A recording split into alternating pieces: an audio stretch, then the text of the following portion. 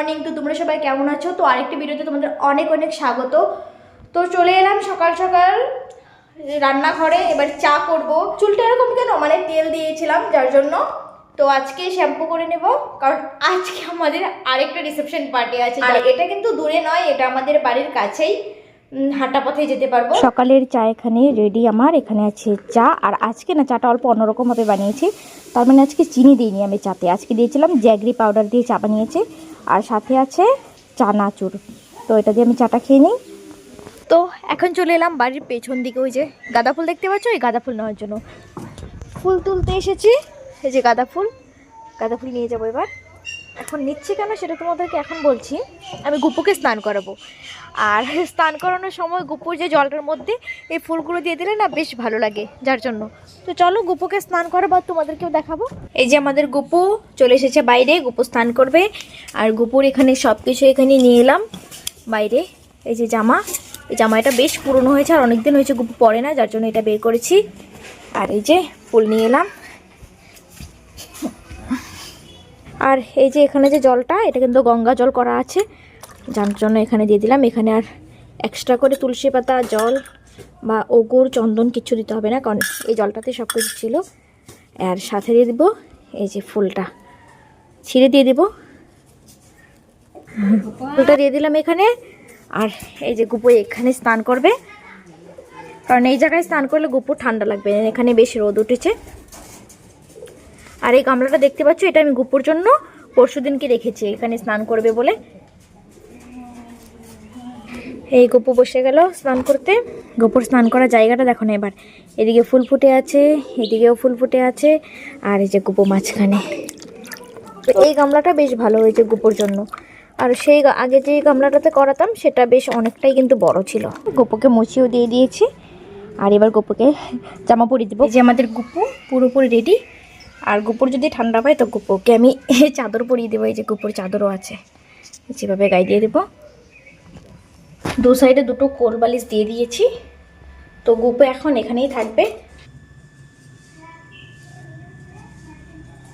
গুপুর সোয়েটারটা ধোয়া হয়েছে, তো এখানে মেলে দিলাম, এখান থেকে বেশ ভালো রোদ আসে।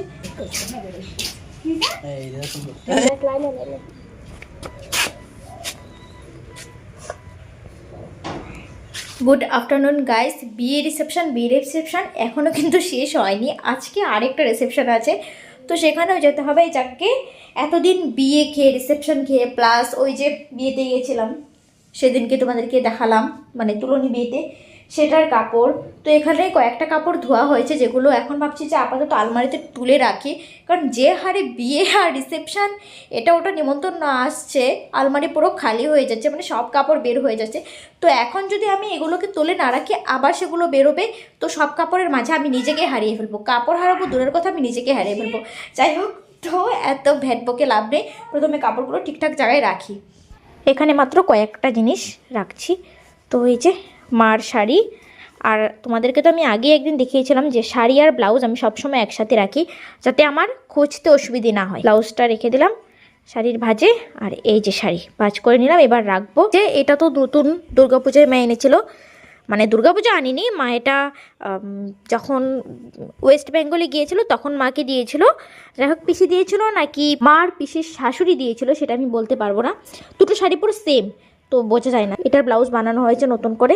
বোনের একজন ফ্রেন্ডের বিয়েতে গিয়েছিল, মানে এই শাড়িতে পরেছিল, যার জন্য ব্লাউজটা বানিয়েছিল। ব্লাউজটা বেশ ভালোই হয়েছে। ব্লাউজটা এই যে শাড়ির মধ্যে রেখে দিলাম, আর এই যে ভাঁজ কমপ্লিট। এভাবে রাখতে কিন্তু অনেক সুবিধে হয়, তোমরা এভাবে রেখে দেখতে পারো, তাহলে দেখতে পাবে শাড়ি আর ব্লাউজের সাথে কোনোদিনও উল্টো পাল্টো লাগবে না, খুঁজতেও তোমাদের অসুবিধে হবে না। শাড়ি রেখে দিয়েছি। এই যে একটা শাড়ি, এটা পরা আমার কমপ্লিট, এটাও পরে নিয়েছে। এই শাড়িটা পরেছে, আর সেদিন এই শাড়িটা পরে গিয়েছিল। যাই হোক, আপাতত গুছিয়ে রাখলাম। আর এই যে দেখতে পাচ্ছ এই শাড়িটাও মা পরেছিল, একদিন বিয়েতে পরে গিয়েছিল, তো ধোয়ার পরে এখানে এনে রেখে দিয়েছি। এটা কিন্তু বেশি উল্টোপাল্টো হয় না, বিকজ আমি হতে দিই না। এখানে আছে পাপারটা, এই সাইডে পাপার সব প্যান্ট আর স্পটিং, আর বাকি শার্টগুলো অন্য রুমে রাখা। তো সন্ধে হয়ে গেছে, আর এখানে আমি চা বসিয়ে দিয়েছি, আর এখানে চা করছি, কারণ চাটা খাওয়ার পরে তারপরে আমরা বিয়ে বাড়ির জন্য আবার রেডি হব। আর এখানে নিয়ে নিচ্ছি বিস্কিট আর ভুজিয়া। এখন আস্তে আস্তে রেডি হতে হবে। তো ভাবছিলাম যে এই ফ্রকটা পরে যাওয়া, কারণ দুদিন তো ওই চুড়িদারই পরে গেলাম। মুখ ধুয়ে নিয়েছি আর এখন ভাবছি রেডি হবো। ভাবছিলাম তো লং ফ্রক পরবো, বাট লং ফ্রক পরার এখন আর ইচ্ছা হচ্ছে না। আর একটা লং ফ্রক বের করেছি, ওই দাদার বিয়ের সময় কিনেছিলাম, সেটাও পরার ইচ্ছা করছে না। ইচ্ছা হচ্ছে যে চুড়িদার পরবো, যার জন্য চুড়িদারই এই যে নিয়ে নিয়েছি। তোমরা ভাবছো হয়তো 3টি বিয়েতে আমি চুড়িদারই পরলাম না, আমি চুড়িদারটার প্রতি পুরো প্রেমই হয়ে গেছে। এটাকে অলরেডি 2বার ধোয়া হয়ে গেছে, 2টো বিয়েতে গিয়ে। এক এক করে সবাই রেডি হচ্ছে, আর ভাইকে রেডি করে দিলাম, ভাই শুয়ে পড়ছে। আর বাবা ঘরটাকে এখন অল্প ইগনোর করো, কারণ যেহেতু এক জায়গায় যাচ্ছে, বুঝতেই পারছো বিয়ে বাড়িতে যাচ্ছে, তো অল্প এরকম হবেই। ফাইনালি আমি পুরোপুরি রেডি। আর আজকে কিন্তু অল্প অন্যরকমভাবে চুলটাকে বেঁধেছি, মানে এখানে একটা বেল, আর আজকে সোয়েটার পরে নিয়েছি, কারণ আজকে অনেক ঠান্ডা। হেঁটেই যাবো, কারণ আমাদের বাড়ি থেকে বেশি দূর না। চলে এলাম বিয়ে বাড়িতে, আর হলো বিয়ে বাড়ির সামনের গেটটা, আর একদম গ্র্যান্ড ডেকোরেশন হয়েছিল, আর ভিতরে তো আরো সুন্দর চমক। ও চলো কারা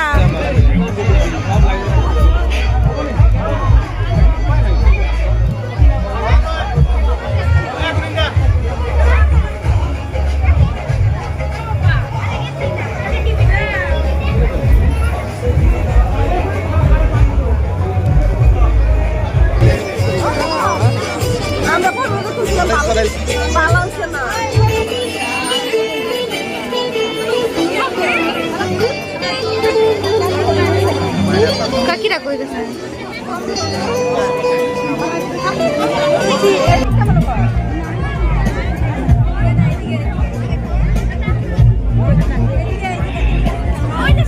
বসে থেকে বুঝে গেছি যে বসে আর লাভ নেই, এখন যেতে হবে বফে কাউন্টার। তো প্রথমে এখানে চলে এলাম আমরা স্টার্টার খেতে। তো এখানে ফার্স্ট আমার বোন এখানে খেয়ে নিল ফুচকা, আর আমি বোনের থেকে আমিও খেয়ে নিয়েছিলাম ফুচকা। নেক্সট চলে গেছিলাম পকোড়া নেওয়ার জন্য, আর এখানে এতটা ভিড় ছিল যে কি বলবো।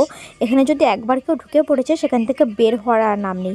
তো ঠিক আছে, মানুষের ফাঁকে কিন্তু আমিও ঢুকে গেছিলাম, আর সেখান থেকে আমিও বেশ অনেকগুলো পকোড়া নিয়ে নিয়েছিলাম। চলে এলাম এবার কফি কাউন্টারে, আর কফি হলো আমার ভাইয়ের অল টাইম ফেভারিট একটা জিনিস।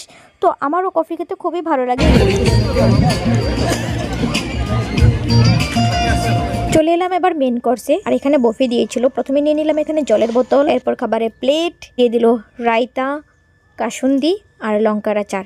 এরপরে নিয়ে নিলাম স্পুন, সাথে নিয়ে নিলাম ফ্রাইড রাইস, সাদা ভাত, আর এবং ঝুরি ভাজা, কড়াইশুটির কচুরি আর চানা মশলা। নেক্সট এখানে নিয়ে নিলাম মাছ, এরপর ছিল ডিমের কালিয়া, সাথে নিয়ে নিলাম চিকেন, আর ছিল মাটন।